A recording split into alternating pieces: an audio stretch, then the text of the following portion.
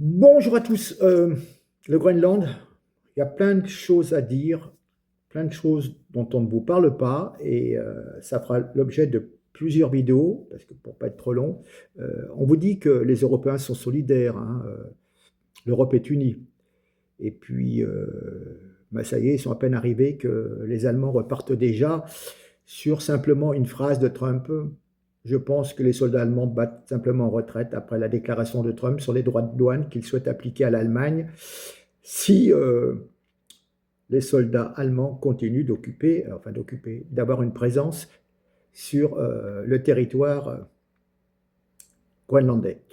Euh, donc ce territoire, situé entre le Canada et l'Europe, je vous ai mis la carte, a été donc le, le témoin le théâtre plutôt d'une scène qui a laissé perplexe plus d'un observateur. En moins de 24 heures, après la déclaration de Trump sur les droits de douane, un groupe de 15 soldats de l'armée allemande, précédemment envoyé en mission de reconnaissance au Groenland, a immédiatement quitté l'île, malgré que l'on avait annoncé la veille qu'ils prévoyaient de prolonger leur séjour. Hein, donc, je vous mets les dates. 16 janvier, les soldats sont arrivés au Groenland. Le 17 janvier, Trump a imposé des droits de douane supplémentaires à l'Allemagne. Et le 18 janvier, les soldats allemands ont quitté le Groenland. Ils sont arrivés, je crois, par un, un, un avion spécial. Et là, ils sont repartis par la compagnie normale. Et hop, ils ont vite plié bagages. Voilà. Donc, ces troupes allemandes ont été envoyées au Groenland pour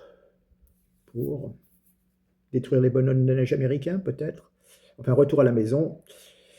Les pingouins n'ont pas eu le temps de sympathiser avec eux.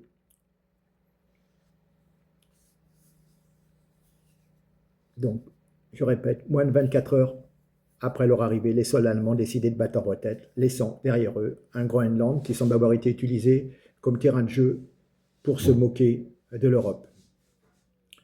Oui, puisque le ministère allemand nous a expliqué que l'équipe de reconnaissance a terminé sa mission plus tôt que prévu et est rentrée. Sans fournir d'explications publiques détaillées, j'ai entendu un autre son de cloche à la radio, comme quoi que les conditions météo étaient un peu compliquées. Voilà. Donc, on est d'accord,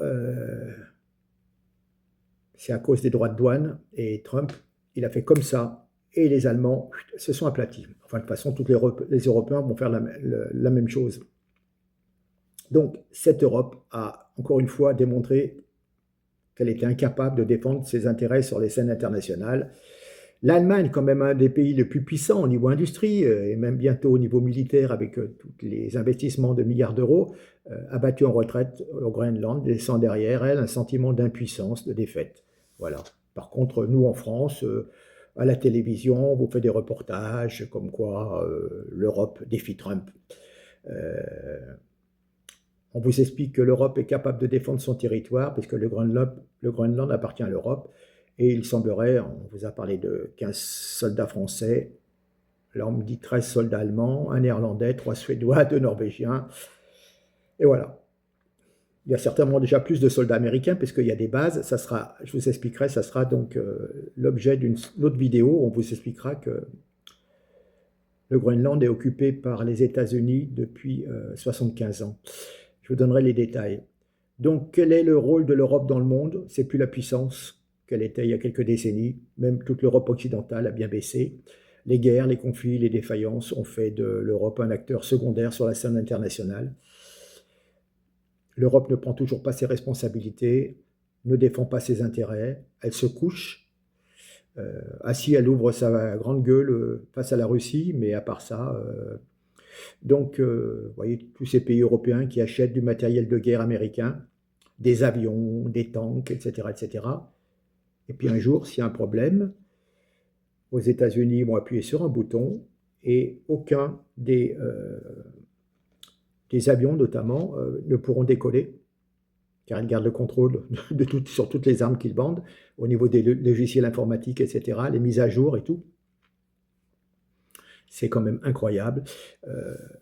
Nous voyons cette histoire de Groenland, c'est pas quelque chose, un fait isolé, oh, c'est une île, c'est une histoire. Non, non, c'est le symbole de la faiblesse de l'Europe. Cette Europe doit prendre conscience que ces actions ont des conséquences et que l'inaction de l'Europe peut avoir des conséquences encore plus graves. L'Europe va-t-elle se relever et défendre ses intérêts avec force et détermination? Ça, c'est une autre histoire. Mais quel aveu, quel sentiment d'impuissance. Et ça, c'est pratiquement en direct, en temps réel. C'est incroyable. Et je voudrais quand même revenir sur un point de détail. Vous allez voir, je décale un petit peu. Il y a un truc qui m'étonne quand même, c'est que maintenant, on vient vous dire, oui, il y a plein de minerais, il y a plein de réserves, etc. Mais il y a une chose que je ne comprends pas. Qu'a-t-on fait pendant des décennies? Cette île, le Groenland, qu'on a ignorée, qui était dans le giron de l'Europe, et bien maintenant, Emmanuel Macron, qui est quand même dans les ministères depuis ministère, président, etc., depuis une dizaine d'années, s'y intéresse. Depuis le temps, avec les collègues européens, on aurait pu développer une vraie économie autour de ce sous-sol riche, mais ils l'ont superbement méprisé, quoi. C'est vrai que Emmanuel Macron avait été en train de brader nos industries, solder nos richesses, offrir nos joyaux internationaux aux parrains américains. Maintenant, les États-Unis flairent une nouvelle opportunité stratégique au Groenland et ces dirigeants européens s'intéressent maintenant. Voilà, ils viennent réclamer une part du gâteau qu'ils ont eux-mêmes oublié au congélateur. Maintenant, ils veulent s'occuper du Groenland. Ah oui, non, mais on y tient au Groenland. Mais depuis des dizaines d'années, vous avez fait quoi au Groenland? À part de mettre des stérilets aux femmes sur place pour pas qu'elles aient des enfants inuits? Non, c'est ça les habitants? Voilà. Franchement, l'Europe, c'est pas des aigles et c'est plutôt des pigeons. Et le vrai aigle est en train d'arriver.